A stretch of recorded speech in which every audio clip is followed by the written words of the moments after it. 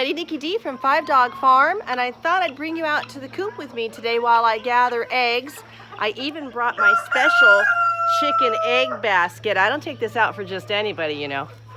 Back in Wisconsin, I used to use this basket when we had 5 chickens. Now we have, a lot more, and I have a metal basket, but I thought it'd be kind of nostalgic and fun to take out and gather a few eggs, so that's what we're going to do.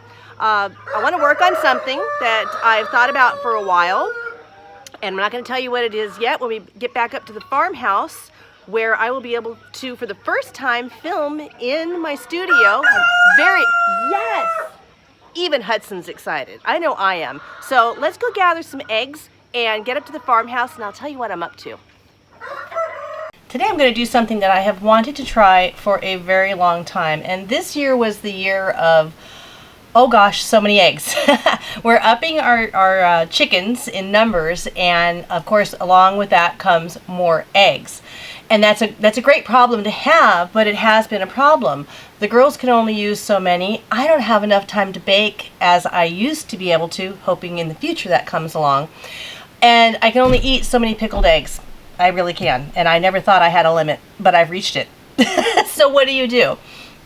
Well, when Mr. Blue Jeans and I had decided to take this journey many moons ago, we started reading like most people do. And one of the things I read about was an early style preservation called water glassing eggs, which I thought was kind of interesting. It appears it started around the 1800s, which makes sense because people started moving across the country then, and how are you going to have eggs stay fresh in that manner moving across the country like that?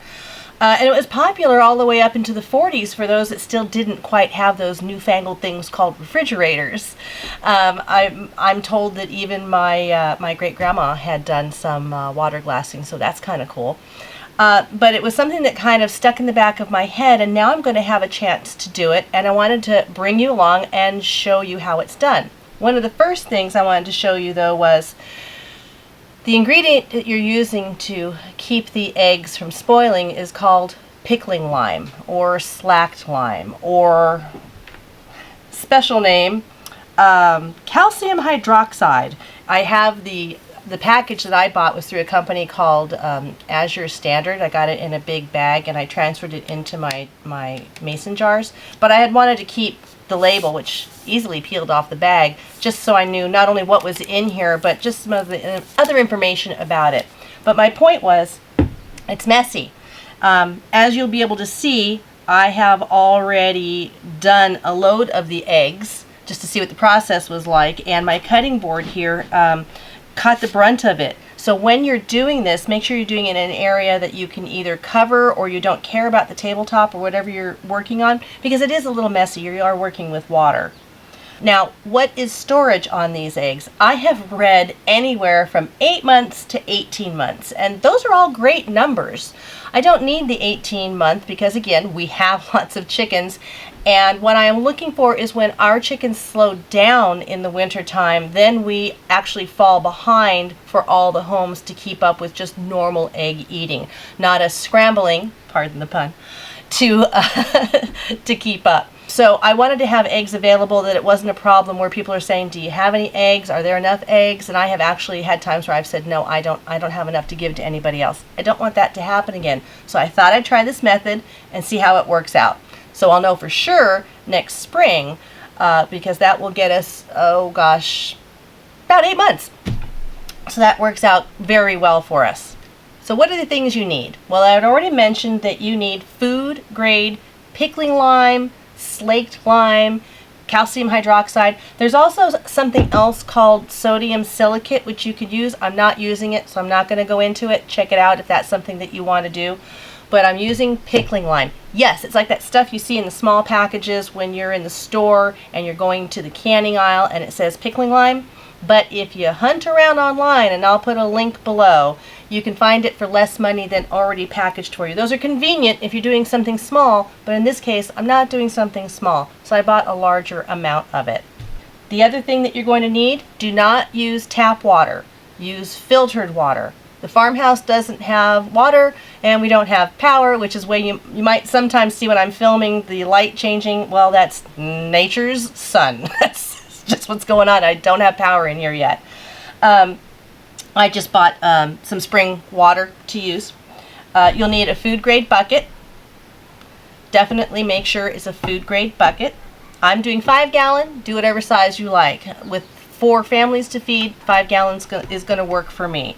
I also couldn't find my quart jar, so I grabbed a jar that has some measuring on it. You want to do 32 ounces or 1 quart. Same thing. 32 ounces equals a quart. In this case, this is 24, so I add another 8, and I'm good. It just is what I had on hand, so it's what I'm doing. I also prefer to measure my lime by weighing it. When I bake, I use my scale. When I cook, I free for all and have a good time. I feel like doing something like preserving something long term, I want to be more precise. Do what you like, but I prefer to weigh it. So in this case, I turn my scale on. If you haven't used one of these simple digital scales before, it comes to 0. I put my dish, or in this case mason top, on top of it. It tells me it weighs 1/6 of an ounce. I poke it again. Now it weighs out at 0. That's called your tare. You can get your scale and put most anything on top of it, as long as it's not heavier than what you're going to be putting in the scale can handle. You can do a tare on it, which takes your vessel, takes that weight out of the picture, and then you go ahead and weigh. In this case, I only want to do an ounce because I have already put 8 quarts in here, but I just wanted to show you guys how simple this is to do. So all I want is an ounce, and we'll see how long it'll take me to get there, and it'll also show you kind of what an ounce looks like of pickling lime. Almost there.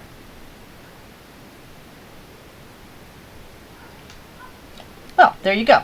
So as you can see, it's not a small amount. You know, it's not like that was a half a tablespoon. So it's enough that one of those packages, if you think you're going to do it with that, won't work. You're going to need to buy a bigger bag of pickling lime. So we're going to shut that off. And then I'm going to measure out my water here.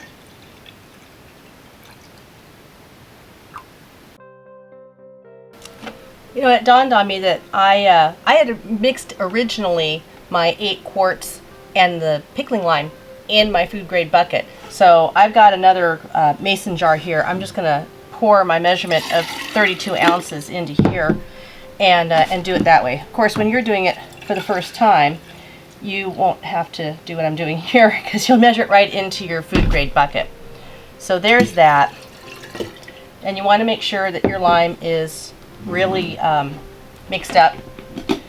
So I'm going to grab this back out just to kind of avoid making further mess all over my cutting board that I've already made.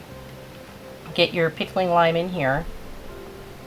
And it's funny we mentioned pickling lime because my cucumbers have been going nutso, which is great. I planted 3 types this year, and I'll show you guys in another video what we have. But I got my first pretty good sized batch out of the garden today. And I'm on Instagram, so if you hop over there, you see a lot of pictures from the garden and sort of what's going on here. And I think I'm going to do a refrigerator pickle or maybe even a sweet relish. I'm not sure yet, but we've got some pickles happening. So anyway, I just put it in here and shook it up. Like I said, you'd be putting it in your food grade bucket, so you wouldn't have to do this step. However, you want to make sure you keep your eggs covered, so as you move forward, keep in mind, if you end up filling your 5 gallon bucket, A, you need to be really strong if you're going to move it around, and B, you'll need to make some more. I think what I was trying to say was mix up some more. So then you just pour that in. Alright, now, what about the eggs?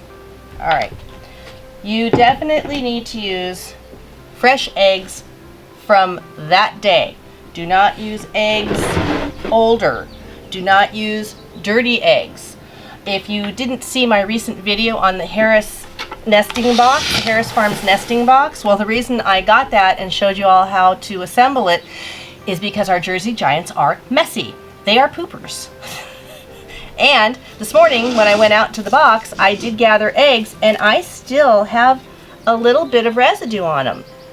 And they had fresh straw in it, so they're kind of a messy bird, but I love them because they're so gentle. So this egg cannot be used. You need a clean, beautifully clean egg like this. That's what you want. Again, I can't stress enough. Today's eggs. If you didn't make it, and these are yesterday's eggs, hard boil them, pickle them, but don't do this with them. There are times when I am not careful with things, and there are times when I am. When I'm preserving, I am careful. I haven't done this method before, and in showing it to you, I'm going to tell you what I have read and everybody has said. Fresh eggs. So, do what you want to do, but I'm saying the morning's eggs are the way to go. Also, put the eggs point down. You know, another dirty one. We can't use that one. Here we go. That way. The point down. It's going to leave a little air in the top. You don't want the air underneath to come up through and dry the egg as they're preserved. What does the pickling lime do? If you really want to know the science of it, I'm not the person. I can tell you how to sew something, but I'm not sciencey. But my guess is somehow the pickling lime works. Eggs have pores in the shell, which is why they come, I don't want to go into all this, but, and you probably already know, but they come out with what's called bloom, and it protects the egg inside because eggshells are porous and can bring anything in. In this case, they'll bring the pickling lime in. The pickling lime somehow clogs the pores. You know, like when you were a teenager and you had all those problems, you had to wash your face a lot. So that's my guess. But if you really want to know the science behind it, go ahead and check that out. I just know that since it seems to have worked for the old days, that's good enough for me. So I'd say that that's pretty simple. I'm hoping that it works. I have a lot of confidence that it will. As I've said, it's an old process, and you know, in homesteading, the old ways to me and the traditional ways are really the best. It's not always simpler, but in the long run, there are so many times it just makes more sense to do it the way your grandparents did. And I'm learning that more and more as we're here on the farm. So this is Nikki D from 5 Dog Farm. Thank you so much for following along. Next spring, I'll post, well, I guess an egg breaking ceremony to see how these turned out. And if you've ever done this before, would you let me know your results? I'd love to hear about it in the comments below. I'll post a link for some pickling lime and the nest boxes too if you need some nest boxes. I appreciate all of you following along, and I'll talk to you soon.